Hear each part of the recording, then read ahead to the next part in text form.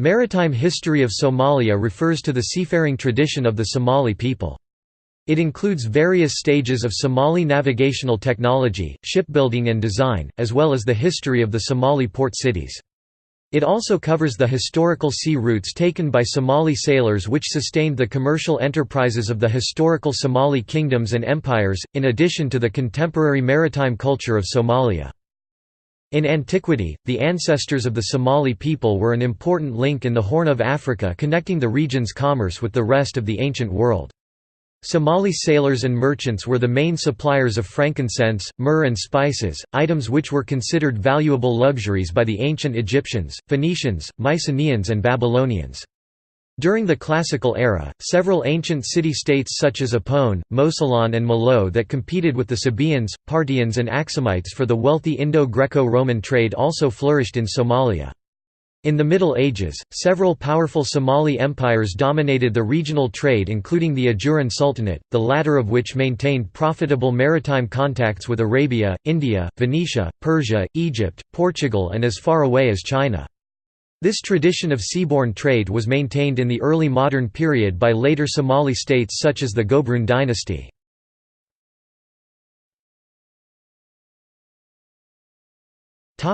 Antiquity. In ancient times, the Kingdom of Punt, which is believed by several Egyptologists to have been situated in the area of modern-day Somalia, had a steady trade link with the ancient Egyptians and exported precious natural resources such as myrrh, frankincense and gum. This trade network continued all the way into the Classical era. The city-states of Mosolon, Malo, Mundus and Taba in Somalia engaged in a lucrative trade network connecting Somali merchants with Phoenicia, Ptolemaic Egypt, Greece, Parthian Persia, Saba, Nabatea and the Roman Empire. Somali sailors used the ancient Somali maritime vessel known as the Bedan to transport their cargo. After the Roman conquest of the Nabatean Empire and the Roman naval presence at Aden to curb piracy, Arab and Somali merchants barred Indian merchants from trading in the free port cities of the Arabian Peninsula because of the nearby Roman presence. However, they continued to trade in the port cities of the Somali Peninsula, which was free from any Roman threat or spies.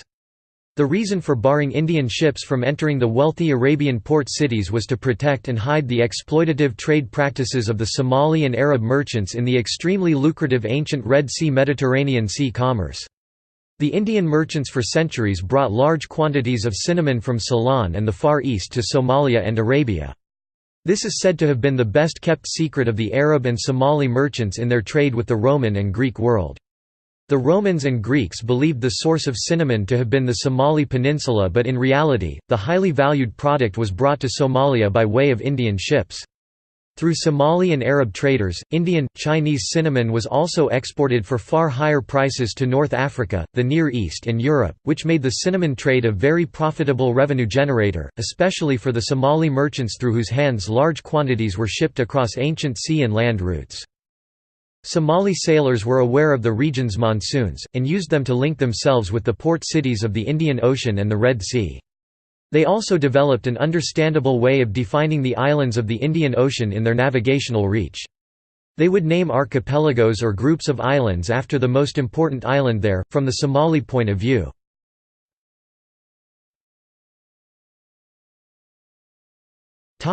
Middle Ages. During the age of the Ajurans, the sultanates and republics of Merka, Mogadishu, Barawa, Hobyo and their respective ports flourished and had a lucrative foreign commerce with ships sailing to Arabia, India, Venetia, Persia, Egypt, Portugal and as far away as China. In the 16th century, Duarte Barbosa noted that many ships from the Kingdom of Cambaya in India sailed to Mogadishu with fabric and spices, for which they in return received gold, wax and ivory. Mogadishu, the center of a thriving weaving industry known as Toob Benadir, specialized for the markets in Egypt and Syria, together with Merka and Barawa also served as transit stops for Swahili merchants from Mombasa and Malindi and for the gold trade from Kilwa. Trade with the Hormuz went both ways, and Jewish merchants brought their Indian textile and fruit to the Somali coast in exchange for grain and wood. Trading relations were established with Malacca in the 15th century, with cloth, ambergris and porcelain being the main commodities exchanged. Giraffes, zebras and incense were exported to the Ming Empire of China, which established Somali merchants as leaders in the commerce between the Asia and Africa, and in the process influenced the Chinese language with the Somali language and vice versa. Hindu merchants from Surat and Southeast African merchants from Pate, seeking to bypass both the Portuguese blockade and Omani meddling, used the Somali ports of Merka and Barawa, which were out of the two powers' jurisdiction, to conduct their trade in safety and without interference. During the same period, Somali merchants sailed to Cairo, Damascus, Mocha, Mombasa, Aden, Madagascar, Hyderabad and the islands of the Indian Ocean and the Red Sea, establishing Somali communities along the way. These travels produced several important individuals such as the Muslim scholars Uthman bin Ali Zayla'i in Egypt, Abd al-Aziz of Mogadishu in the Maldives, as well as the explorer Sa'id of Mogadishu, the latter of whom travelled across the Muslim world and visited China and India in the 14th century.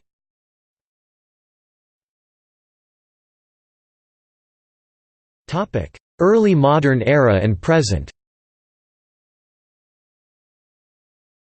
In the early modern period, successor states of the Adal and Ajuran empires began to flourish in Somalia, continuing the tradition of seaborne trade established by previous Somali empires.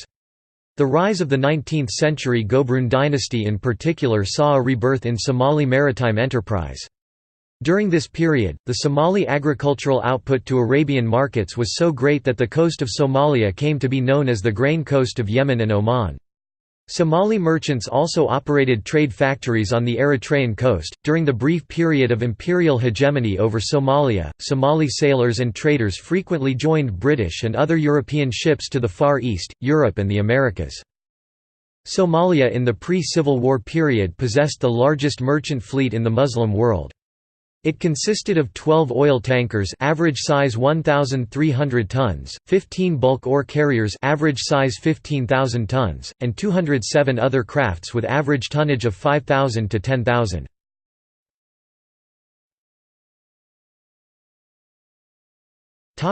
Naval warfare.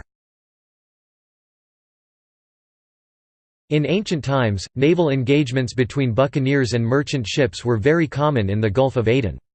In the late medieval period, Somali navies regularly engaged their Portuguese counterparts at sea, the latter of whom were naturally attracted by the commercial reputation of the Somali coast. These tensions significantly worsened during the 16th century. Over the next several decades, Somali-Portuguese tensions would remain high, and the increased contact between Somali sailors and Ottoman corsairs worried the Portuguese, prompting the latter to send a punitive expedition against Mogadishu under João de Sepúlveda. The expedition was unsuccessful. Ottoman-Somali cooperation against the Portuguese in the Indian Ocean reached an apogee in the 1580s, when Ajuran clients of the Somali coastal cities began to sympathize with the Arabs and Swahilis under Portuguese rule and sent an envoy to the Turkish corsair Mir Ali Bey for a joint expedition against the Portuguese. Bey agreed and was joined by a Somali fleet, which began attacking Portuguese colonies in Southeast Africa. The Somali-Ottoman offensive managed to drive out the Portuguese from several important cities such as Pate, Mombasa and Kilwa. However, the Portuguese governor sent envoys to India requesting a large Portuguese fleet. This request was answered and it reversed the previous offensive of the Muslims into one of defence. The Portuguese Armada managed to retake most of the lost cities and began punishing their leaders. However, they refrained from attacking Mogadishu. The Dervish Navy in the early modern period served as a reconnaissance unit in the Red Sea and the Indian Ocean, spying on the British in Arabia. During the post-independence period, the Somali Navy mostly did maritime patrols so as to prevent ships from illegally infringing on the nation's maritime borders. The Somali Navy and Somali Air Force also regularly collaborated as a deterrent against the Imperial Navy of Ethiopia.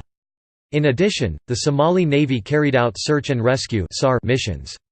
The National Navy participated in many Navy exercises with the United States Navy, the Royal British Navy and the Royal Canadian Navy in the Red Sea and the Indian Ocean.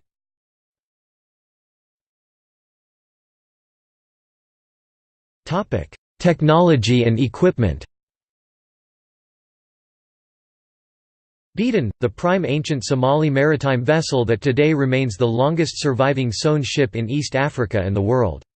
The ship's construction style is unique to Somalia and significantly differs from extinct sewn ships of Arabia, South India and adjacent islands. An average beaten ship measures 10 meters or more and is strengthened with a substantial gunwale, attached by trenails. The Somali fishermen also use stone anchors to prevent their ships from being drawn to the shore when fishing. Lighthouses, Somalia's historical strategic location within the world's oldest and busiest sea lanes, encourage the construction of lighthouses to coordinate shipping and to ensure the safe entry of commercial vessels in the nation's many port cities. Hourglasses were used on Somali ships for timekeeping.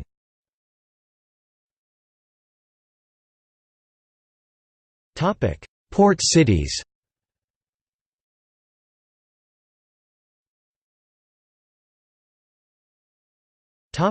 Ancient.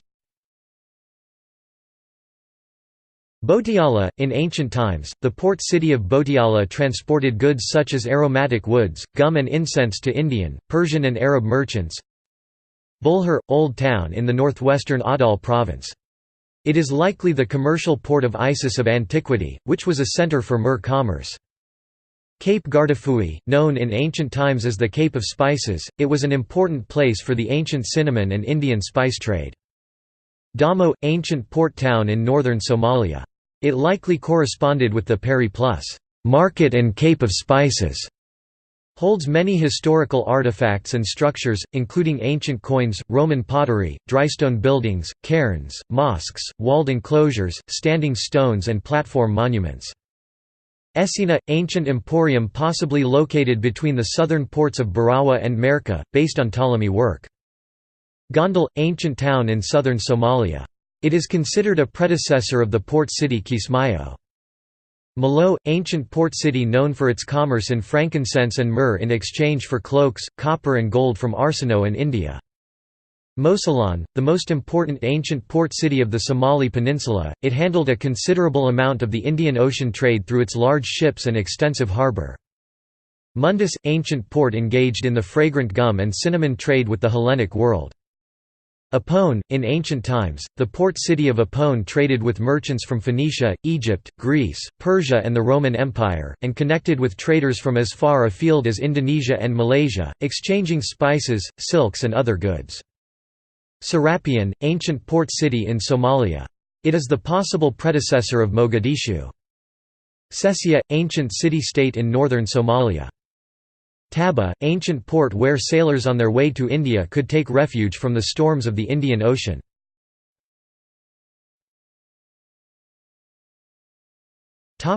Medieval. Barawa, old port city in Somalia, which in the medieval era came under the influence of Mogadishu and the later Ajuran Empire. Berbera, dominant port city on the Gulf of Aden that had trade relations with the Tang dynasty of China. Gondarsh, medieval center of trade that handled smaller vessels sailing from India, Arabia, Persia and the Far East. Hobyo, one of the commercial centers of the Ajurans and an important port city for the pilgrimage Hajj to Mecca. Kismayo, sister city of Mogadishu and an important trade outlet during the Gobrun dynasty. Merka, prominent medieval port city that collaborated with the Mogadishans in the Indian Ocean trade. Mogadishu, the most important medieval city in East Africa and initiator of the East African gold trade. Before the period of civil strife, Mogadishu continued its historical position as the preeminent port city of East Africa. Zila, Adalite city that traded with the Catalans and the Ottomans. Handled most of the trade of the northwestern Horn of Africa.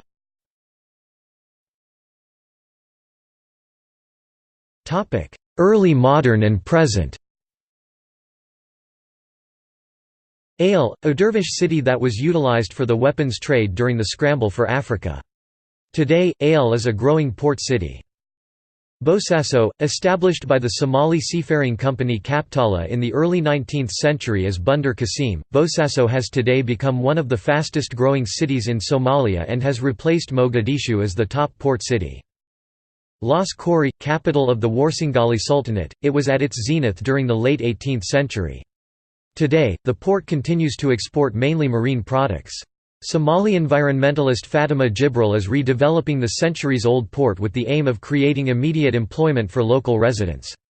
Over the long term, this effort is intended to boost import and export opportunities to Somalia's northern coastal region, and thus also help rebuild communities and livelihoods. Kandala, an important port city in the 18th and 19th centuries for the pilgrimage to Mecca, and for the caravan trains that came from the castle city of Botiala.